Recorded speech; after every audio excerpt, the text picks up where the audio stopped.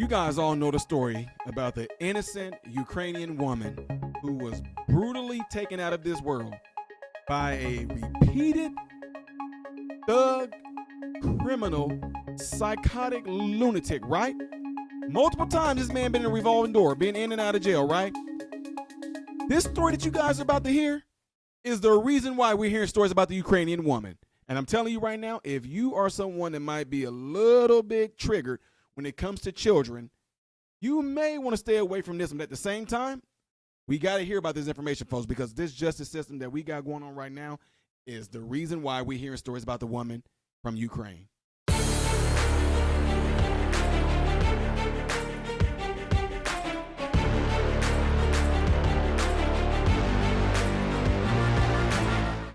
How are you good people doing, my American and foreign brothers and sisters? Welcome to the channel. I am Ty Smith. You're watching my channel, my Renaissance Man, which I'm greatly appreciative of. Follow me up here. Follow me down here. Click this because it helps me. Thank you very much. If and when you do subscribe to the channel, click the bell notification that will bring down a drop box for you to select all notifications. That way you'll be notified when I do post a video. Don't forget to check out the other channel called Man, Husband, Father, all right? Please do that. And everything I ask you to do over here, do over there. Thank you guys all very much. And like I told you guys, it's a new thing to my channel in regards to people being able to sign up for a membership, whatever like that. And I'm just telling y'all straight up, you know how I am. If you do, go along with that and the perks, thank you very much. If you don't, thank you very much. The thing that y'all can do the best is the sharing, the commenting, and clicking the thumbs up. That thing helps my channel the most. The money stuff I can care less about. But if you do want to show support, that avenue is right there. Guys, I told y'all and I warned y'all in the beginning. This may be one of these things that may be very, very sensitive to you guys. The Ukrainian story is absolutely horrific. And seeing the video of it, I'm pretty sure you guys all saw a lot on that. And you want to know my thoughts, what I feel about what happened to the Ukrainian woman based off of the video that you guys are getting ready to watch right now. You're not going to see harm doing, but you are going to hear what happened. I'm telling you right now, I'm boiling inside. My blood is boiling because what you guys are about to hear, you don't even want to know the things that I'm thinking in my head or what should happen to this man. But this is just bringing awareness to our justice system. And the reason why that Ukrainian woman is not with us today is because of stuff like this. Check this out. You've been warned. Good evening to you, friends. Welcome here to the News at 6 on this Friday. From the WFBI team, a convict accused of raping a 4-year-old and giving her an STD has a lengthy history of arrests.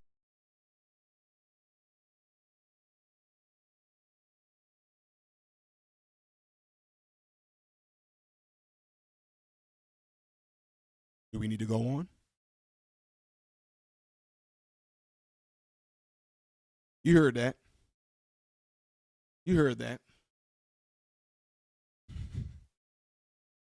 And convictions, raising questions about how he keeps getting out of jail. The I-team found Anthony Jelks Jr. had just been released from prison at the end of June and is on parole until 2027 for domestic violence-related charges. Our chief investigator, Chris Nakamoto, sat down with the Baton Rouge police chief, who expressed big-time frustration with the revolving door of criminals his officers continue to seek. Chris. Good evening, Liz and Greg. Jelks had just been released on parole in June of this year, only out for a matter of weeks when investigators say he raped a 4-year-old and gave her chlamydia. Tonight, we went searching for the convict and ran into people who identified.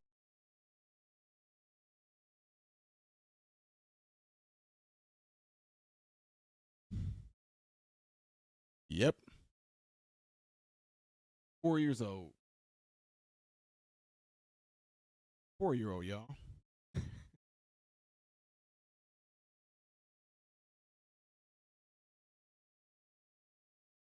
Identified themselves to us as his family.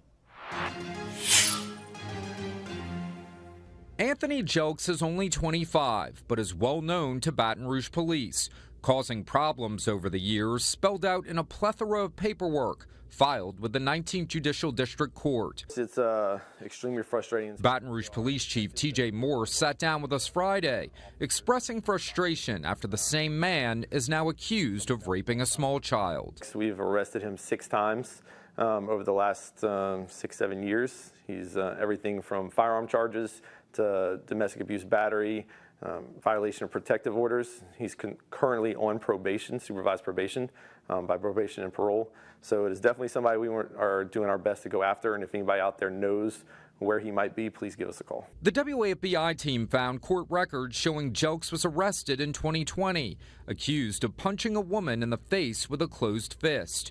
The charges were dismissed 3 years later. He was then arrested in 2022 for punching another female in the face in front of her children. Bond was set at $30,000.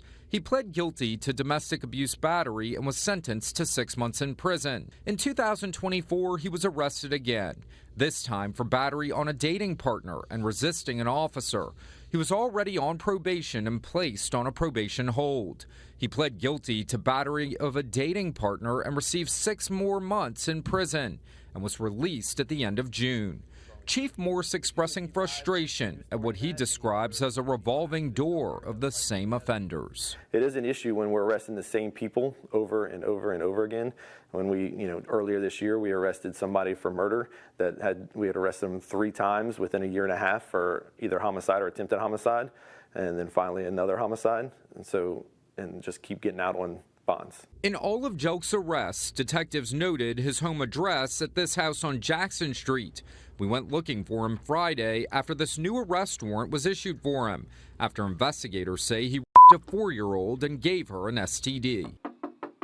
A car pulled up and one female identified herself as Jelks' sister. Arrest documents for Jelks do not imply any of his family members are connected to the rape victim. Were you aware that your brother has an active arrest warrant out for his arrest? With the revolving door that appears to exist with defendants coming through court, Chief Morse says a dialogue needs to happen between elected judges, prosecutors, and police so everyone can get on the same page. I'm gonna pause it right there. I'll let y'all hear it. Now you see why I'm talking about my blood is boiling. There needs to be something pushed through legislation to make these judges accountable for some bull crap like. I don't even know how. And hopefully, willingly, God willingly, hopefully the reason why they can't find him is because he is plant food. Hopefully they can't find him because he is fertilization for roots. Hopefully they can't find him because he is now feed for maggots. Hopefully that's the reason why they cannot find this disgusting excuse for a human. A 4-year-old? So everyone can get on the same page. So it's definitely an ongoing conversation I'm having with the district attorney, Hiller Moore. He's also some of the same frustrations where some people are putting in and even getting released before they have a chance to argue why that person shouldn't be released.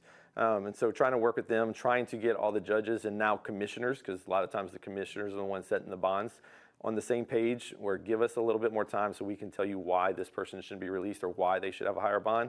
With Jelks being a prime example of what Morse is talking about, he's pushing for change to stop the madness. Extremely frustrating, especially to our detectives that do a lot of work to get these arrest warrants and our officers that then find them.